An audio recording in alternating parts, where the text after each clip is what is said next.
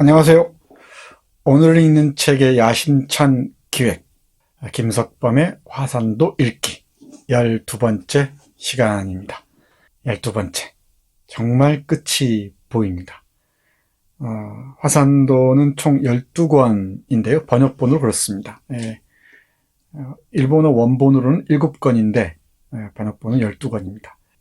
우리 강의는 총 13번으로 나뉘어 있습니다. 이 12번째 강의는 10권의 후반부와 11권 전체, 23장, 24장, 25장 모두 3장입니다. 이제 12권, 마지막 12권, 26, 27 그리고 종장만 남았죠. 자, 오늘만 지나면 드디어 마지막입니다. 그리고 지난 화산도 시간에 말씀드렸듯이 화산도가 끝나고 나면은 톨스토이 장편소설 대작 읽기를 시작하겠습니다. 그러니까 우리의 무모한 기획 세 번째인 셈이죠. 첫 번째가 프루스트의 잃어버린 시절을 찾아서 12번이었고요. 그리고 화산도 읽기 13번. 프롤로그까지 하면 14번이죠. 그리고 톨스토이를 읽는다. 톨스토이를 읽는다가 모두 9번 또는 10번으로 진행될 예정입니다. 전쟁과 평화, 안나 까레리나, 부활. 미리미리 준비하시면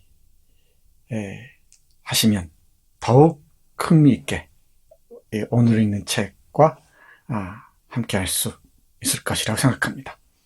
저도 지금 열심히 준비하고 있습니다. 톨스토이 말이죠. 네, 화산도로 들어가겠습니다. 23장, 24장, 25장입니다. 조금 양이 많습니다. 이 11번째까지는 2장씩 했는데 12번째는 3장입니다. 그래서 조금 분량이 많습니다. 양해해 주시기 바랍니다. 제주, 부산, 서울이 배경이고요. 시간은 48년 10월 10일부터 12월 7일까지입니다. 23장은 서울에서 제주로 이방근이 오면서 시작됩니다. 제주 성내 이곳저곳이 배경입니다. 이방근, 양준호, 김문원, 이 김문호 주목해야 됩니다. 한라신문 편집장인데요. 삐라, 전단을 인쇄했다는 혐의로 경찰 권력에 의해서 살해당합니다. 한성주 변호사고요. 제주도의 유지입니다. 강몽구, 이태수, 송내훈이 있습니다. 송내훈은 밀수와 관련된 배를 가진 사람이죠. 지난 시간에 한의로 관련해서 말씀드렸었죠. 주요 에피소드를 보면은 양준호의 입산을 둘러싼 논쟁이 있습니다. 양준호가 입산을 결심합니다. 양준호가 이 소설 처음부터 등장했었는데 중요한 인물이었죠. 지식 청년이고요. 그리고 통역관, 미군 통역관 노릇을 했었죠. 그런 사람이 비밀 조직원으로 있다가 입산하겠다고 다짐을 합니다. 양준호와 논쟁이 펼쳐집니다. 상당히 중요한 논쟁이죠. 이방근의 게릴라 탈출 계획이 조금씩 암시됩니다. 그러니까 이방근은 산에 들어가 있는 또는 이 해안지대에서 게릴라 활동을 펼치고 있는 사람들을 어떻게든 일본으로 탈출시킬 계획을 세웁니다. 그리고 한성주와 이방근, 강몽구를 매개로 하는 제2의 화평공작 논의가 있습니다. 어떻게든 이 화평공작으로 나아가야 한다고 생각합니다. 그래야 이 파국을 막을 수가 있었겠죠. 그런데 이 화평공작을 끝없이 방해하는 세력들이 있습니다. 경찰입니다. 이방근이 자신의 그 외가 쪽 팔촌형이죠. 팔촌형 정세용을 맨 마지막에 드러나겠습니다만은 살해하는 이유도 바로 이와 관련이 있습니다. 화평공작을 끊임없이 방해했다는 것이죠. 자신의 이 권력을 유지하기 위해서. 그 다음 김성달의 상륙설이 있습니다. 해주로 갔던 그 김성달이 제주도로 돌아올 것이라는 소문들이죠. 그래서 이 북에 지원이 있으면은 상황이 바뀔 것이라고 사람들은 생각하는 것이죠. 그러나 북으로부터 어떤 지원도 없었습니다. 제주의 민중들은 배반당한 것이죠. 이태수 부자가 화해의 가능성을 보여줍니다. 이 부분도 흥미롭습니다. 24장은 10월 22일, 27일이고요. 여러분들 혹시 기억하십니까? 여순 사건이 언제인지? 1948년 10월 19일부터 26일까지죠. 정확히 여순 사건과 조응합니다. 물론 여순 사건은 반란군들, 따옴표 치고 말씀드리겠습니다. 반란군들이 그 권력을 장악했던 그 시기, 일주일 정도만 얘기하는 게 아니죠. 그 이후에도 이른바 빨갱이들과 관련이 있는 사람들을 학살하고, 그리고 48년 12월에 이 국가보안법을 만드는 과정까지 쭉 이어지는 일련의 그 사건들을 포괄해서 여순 사건이라고 봐야 할 것입니다. 짧게 봤을 때 이런 10월 19일부터 26일까지, 소설에서는 20일과 27일입니다만은 여순 소식을 듣는 게 하루 늦는 셈이죠. 이 시기가 바로 제24장의 시간적 배경입니다. 여순 사건과 제주 4.3 사건이 어떤 관련이 있는지 살필 수 있는 부분이기도 합니다. 이반근과 남승지, 양준호, 유성원, 김문원 등이 등장합니다. 이반근과 남승지, 양준호가 여순 사건을 둘러싸고 혁명 논쟁을 펼치죠. 이 남승지는 비교적 낙관적인 입장입니다만은 이반근은 대단히 회의적이죠. 결사적 삐라 인쇄 사건이 벌어집니다. 그러니까 제주 게릴라 쪽에서는 여순 소식을 듣고 고무된 거죠. 성공했다라고 판단하는 겁니다. 이 고무돼서 이 제주 민중들이 걸기할 것을 호소하는 삐라를 인쇄합니다. 무모한 전술을 했습니다. 그런데 이 삐라 살포에 실패합니다. 그리고 이 삐라가 빌미가 돼서 일제 검거가 벌어지죠. 그리고 많은 사람들이 체포됩니다. 고문당하죠. 그리고 김문원, 한라신문 편집장이었던 김문원이 처형됩니다. 그리고 대규모 학살이 벌어지죠. 그 이면에 일제 검거에 어떤 식으로 정보를 제공한 사람이 있지 않았겠습니까? 그 정보를 제공한 사람이 바로 유달현이 아니겠느냐 하는 의심이 조금씩 구체화됩니다. 남승지가 다시 산으로 들어갑니다. 이제 흥미진진해지죠. 다음 시간, 마지막 시간에 말씀드리겠습니다만은 이 화산도라는 소설은, 이 대장편 소설은 볼레로적 구성을 갖추고 있습니다. 마지막에 휘몰아칩니다. 장대하죠. 마지막을 꼭 보셔야 됩니다. 삐라 사건 주목해 보시기 바랍니다.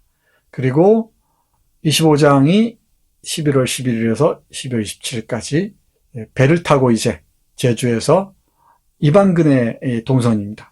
제주에서 부산으로 가고요. 부산에서 다시 서울로 갑니다. 이 한일호를 타고 가는 중입니다.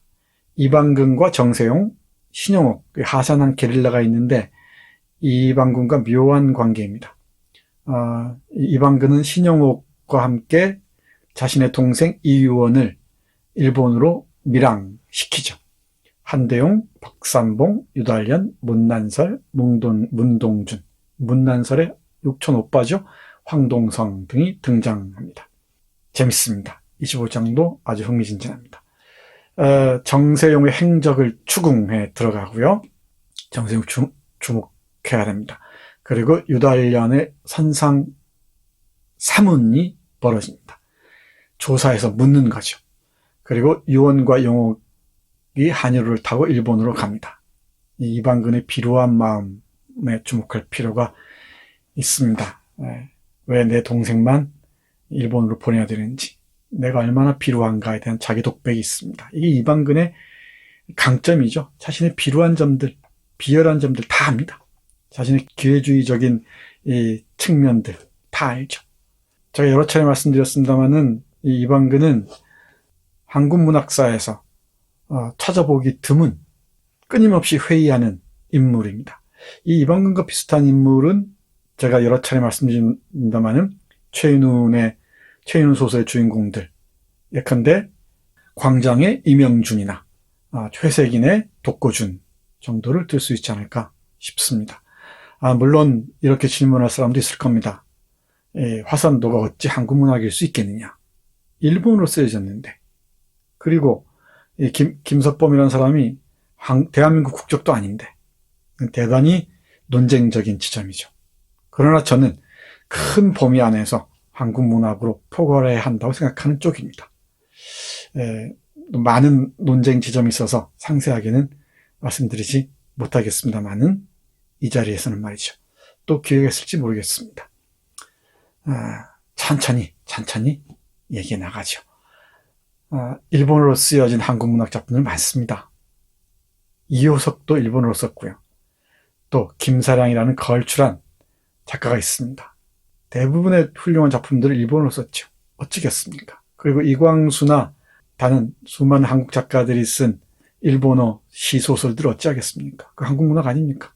부끄럽다고 팽개쳐버리면 내게 아닌 게 되나요? 그렇지 않죠? 논쟁적인 지점입니다. 문난설의 아파트에서 무슨 일이 벌어지겠죠? 여러분의 상상에 맡기겠습니다. 지난 시간에 말씀드렸으니까요. 황동성으로부터 브라우닝 권총을 인도받습니다. 브라우닝 권총은 오래전이 아니고 이 소설의 이 앞부분부터 이미 예시처럼 등장했었습니다. 자, 본문으로 들어가 보겠습니다. 화평 이외의 길은 지옥을 향한다. 많은 사람들이 그야말로 화평, 평화의 길로 가야 한다고 생각했었습니다. 왜 안 그렇겠습니까? 제주도에 사는 사람들은 이 파국이 불보듯 뻔한데 어찌 이 화평의 길을 지향하지 않았겠습니까? 그런데 이 화평을 거부하는 세력들이 있었다고 했잖아요. 이 친일 세력이 주도하는 경찰 권력들, 그리고 보이지 않는 손 미군정, 그리고 그걸 지원하는 정치 세력들, 이승만을 위한 정치 세력들. 이들은 평화를 원치 않습니다. 남북의 평화의 길을 원치 않는 사람들이 있듯이, 끝없이 위협적인 요소로만 얘기하듯이, 저는 해방 공간은 한국뿐만 아니고 한반도의 현대사를 가늠할 수 있는 원점이라고 강조하곤 하는데요. 정말 그런 것 같습니다. 이 4.3을 배경으로 한 화산도란 작품을 봐도 현대사의 전개의 그 향박을 어렵지 않게 가늠할 수가 있습니다. 화평을 원하지 않는 사람들, 지금도 있죠. 어찌됐든 여전히 1차 화평 공작이 와해되고 난 다음에 1차 화평 공작 그 와해 과정에서 정세용이라는 사람이 역할을 했다는 것은, 중요한 역할을 했다는 것은 우리가 이미 얘기한 바와 같습니다. 그래서 이제는 이 제주도의 유지인 변호사 한성주, 상당히 비판적인 시선을 가진 사람이죠. 한성주가 제안을 합니다. 강몽구와 만나게 해달라. 해서 그 이태수의 집, 이방근 아버지의 집에서 둘이 만납니다. 그리고 이방근의 아버지 이태수도 동의를 합니다. 그래서 제주도 유지들이 연판장을 만들어서 연대 서명을 해서 미 궁정청과 관청에 보내자고 얘기를 하죠. 그런데 이걸 또 와해하는 공작이 벌어지죠. 이걸 와해시키는 공작이 펼쳐집니다. 그래서 유야무야 되고 말죠. 이렇게 집요하게 평화의 길을 방해하는 세력들.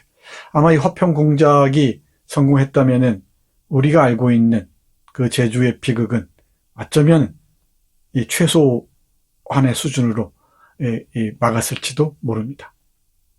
볼까요?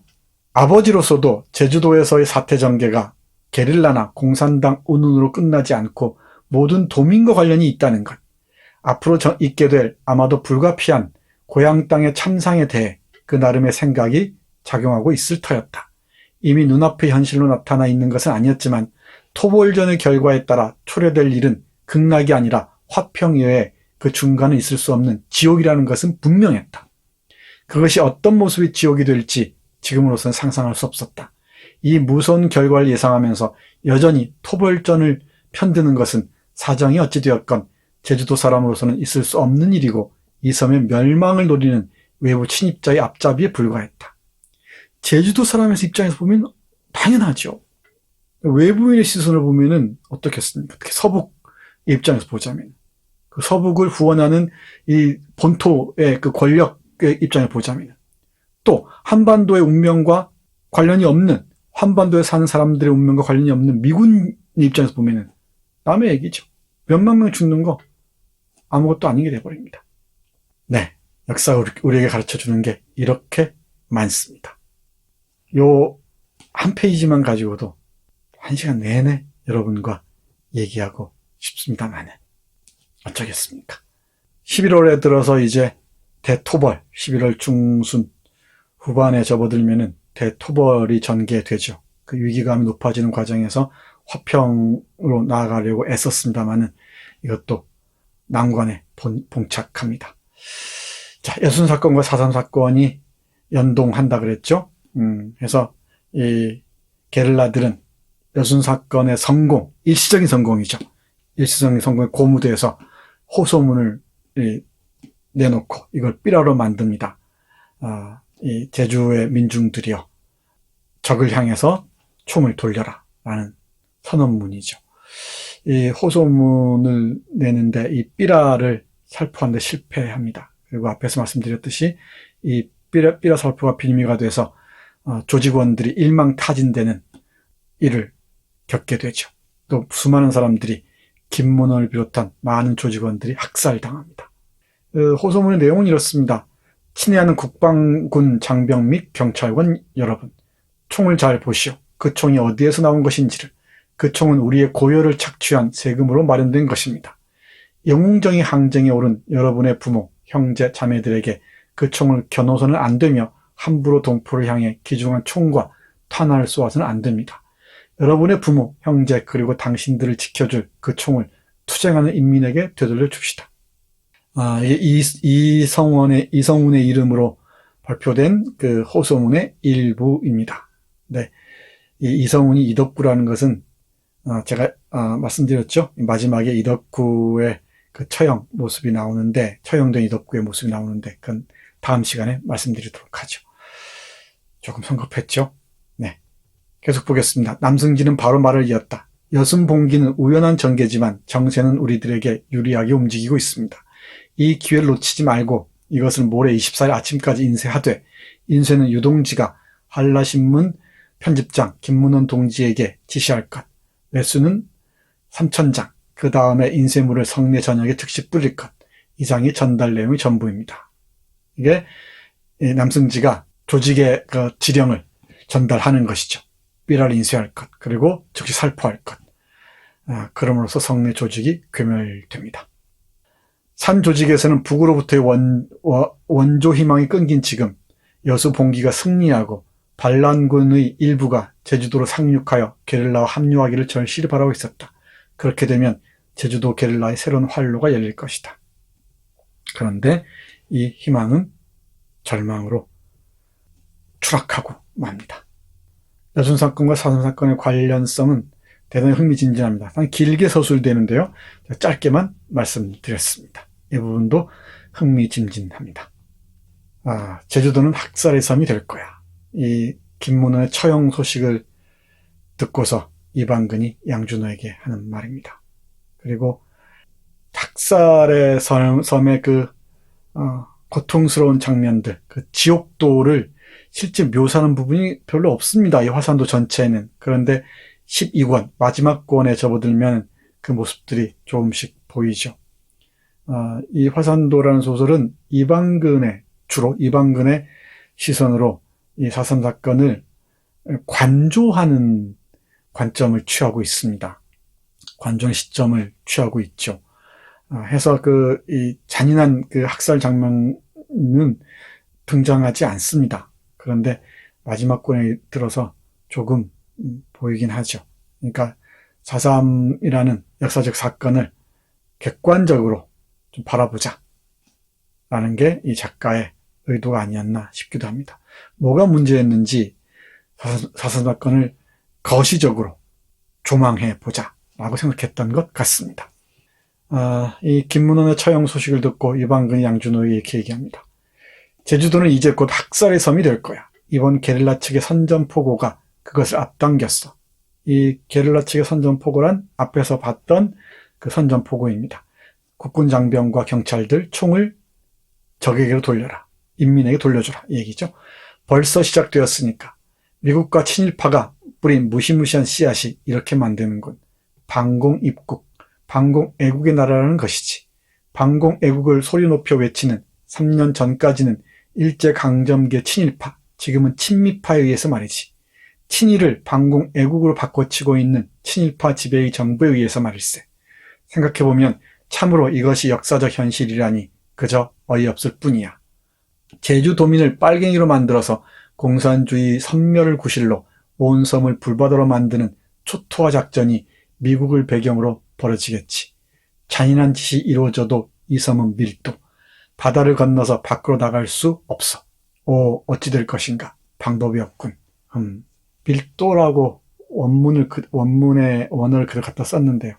갇힌 섬이죠. 갇힌 섬. 비밀의 섬, 이런 것이죠. 이 섬에 갇혀 있다는 그 공포. 여기에서 무지막지한 제노사이드, 대량 학살이 벌어졌던 것이죠. 이방근은 그 지옥도를 예감하고 있습니다. 이 멸치도 생선인가라는 발언을 앞에서도 봤었죠. 제주도 놈들이 무슨 인간이겠느냐 이 얘기죠. 섬것들이 무슨 인간이냐, 빨갱이가 무슨 인간이냐 이 말입니다. 그리고 절망조차 허망한 학살이 벌어집니다. 그리고 서북과 제주의 상호 적대와 증오를 정치적으로 이용하죠. 서울 정권에서는 말이죠. 이 지점들 잘 보시기 바랍니다. 상세하게 하나하나 말씀드리지 못하지만요. 책을 갖고 계신 분들은 제가 표시해놓은 쪽들 찾아보시기 바랍니다. 210쪽, 233쪽 등 말이죠. 그러면 이 서울 정권이, 이승만 정권이 서북과 제주도의 상호 적대와 증오를 어떻게 정치적으로 악용했는지 잘 알 수 있을 겁니다. 유달년에 대한 선상신문 대단히 중요하다고 제가 여러 차례 말씀드렸죠. 한의로 제주에서 부산, 영도를 거쳐서 일본으로 가는 이 한의로 배에 우연찮게, 물론 이방근은 유달년을 계속 추적해 왔습니다만은 유달년이 이 배에 타죠. 이 배에 탄 유달년을 배 위에서 취조합니다. 그리고 마스트에 그 선원들이 매다는데, 배에 탄 사람들이 매다는데 이 배 위에서 유달년이 죽죠. 유다의 최후처럼 보이기도 합니다만은 이 유달년의 신문과 죽음을 둘러싸고 여러 가지 고민들이 오갑니다. 내가 과연 유달년을 신문하고 죽일 자격이 있는가? 나는 얼마나 당당한가? 라는 질문이죠. 이 질문이 중요합니다.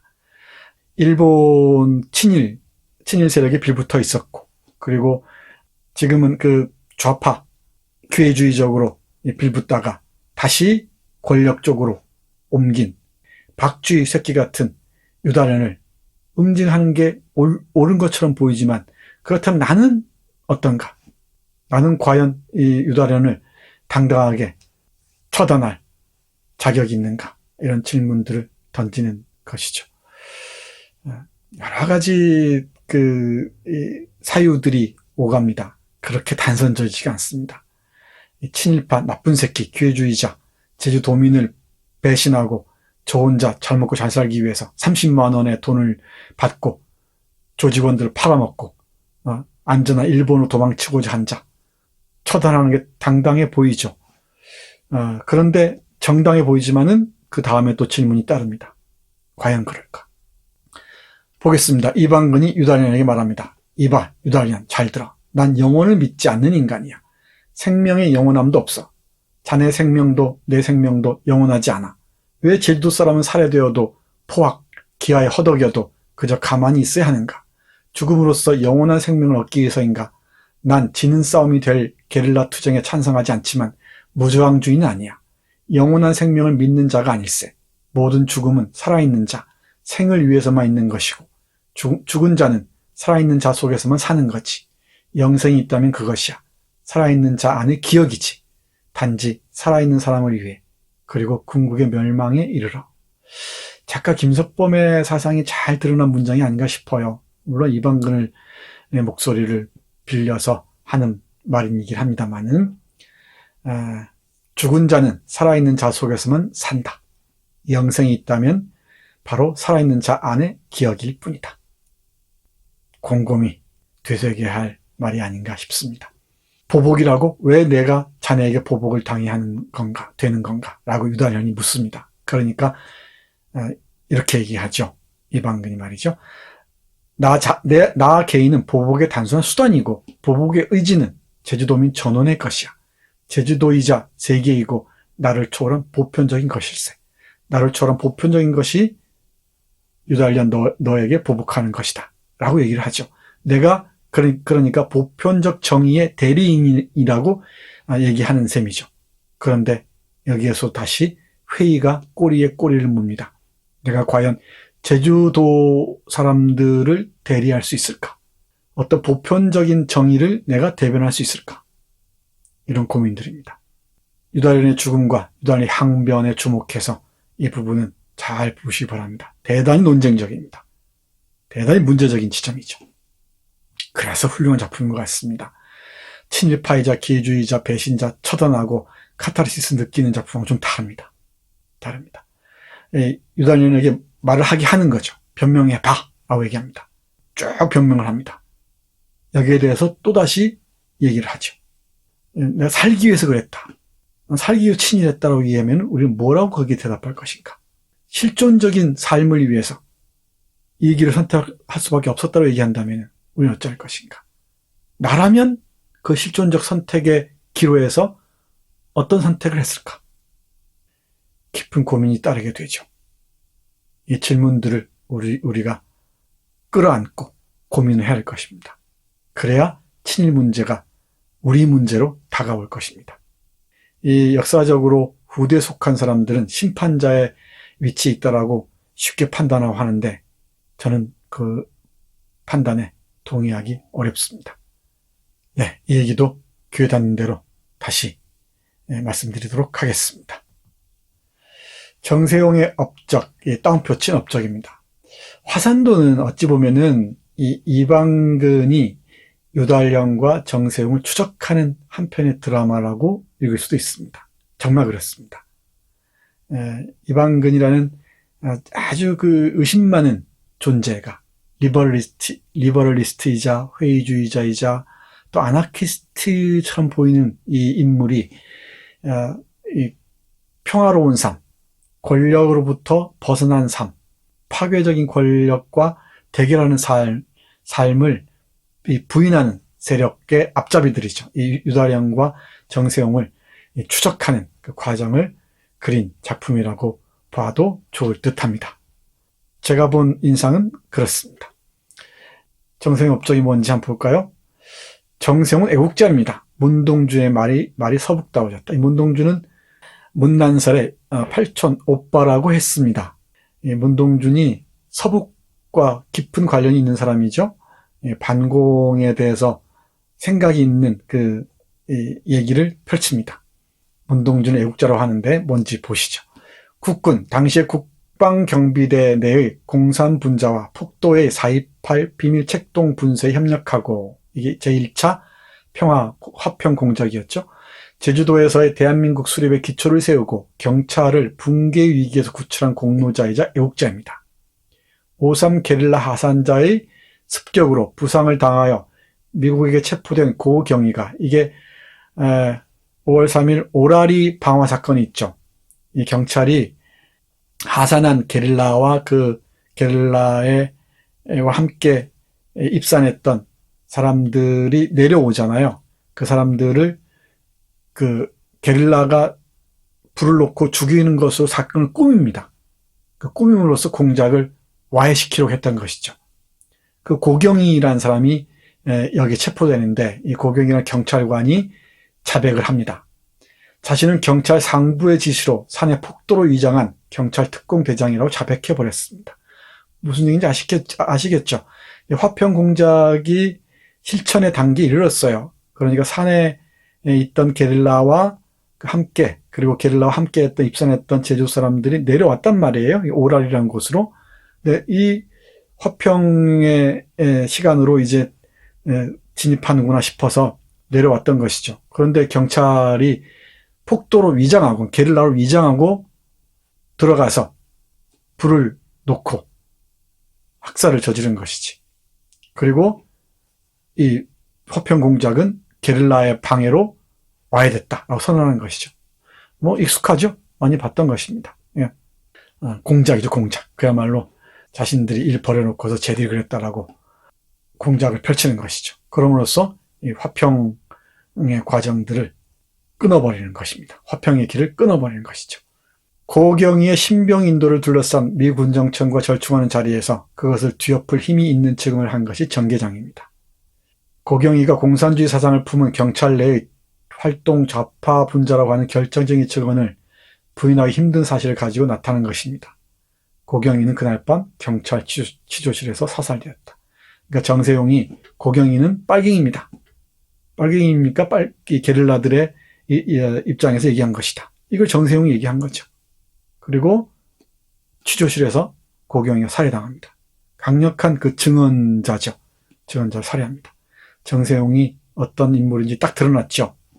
이방근의 친척이면서 바로 평화공작을 방해한 결정적인 인물이었습니다. 자기의 영달을 위해서 정세용을 어찌해야 되겠습니까? 이 소설의 핵심이죠. 그러니까 유달령과 정세용을 어찌할 것인가, 그리고 이를 추적한 이방근 자신은 어찌할 것인가. 이게 화산도라는 소설의 큰 줄기라고 할 수 있을 것 같습니다. 마지막입니다. 불안인 권총 어디를 향할 것인가. 이 권총이 어떻게 가는지 한번 잘 보시죠. 누구의 손으로 옮겨가는지. 이방근은 출발 전날 밤 머리맡에 위스키병과 잿더리 옆에 빨간 비로드 천에 쌓인 작은 브라우닝을 두고 잠들었다. 그저께 저녁 명동의 술집에서 만났을 때 황동성이 이동지에게 드리는 조천 선물입니다 라고 하며 건네주었다. 어디로 홀로 걷는가? 안으로 향하는 것인가? 밖으로 향하는 것인가? 머리맡에 권총에게 답을 구하고 있는 것도 아닌데 왠지 마음이 든든한 느낌이 드는 것이 스스로도 이상했다. 이 권총의 행방은 마지막 권 12권에서 확인할 수 있습니다. 불안인 권총 어디로 향할까요? 정세용일까요? 아니면 누구일까요? 네, 오늘 읽는 책의 두 번째 무모한 기획 화산도 읽기 12번째 시간 마치겠습니다. 다음 시간이 마지막입니다. 마지막 많은 분들 함께 해주시기 바랍니다. 오늘 시간 마치겠습니다. 고맙습니다.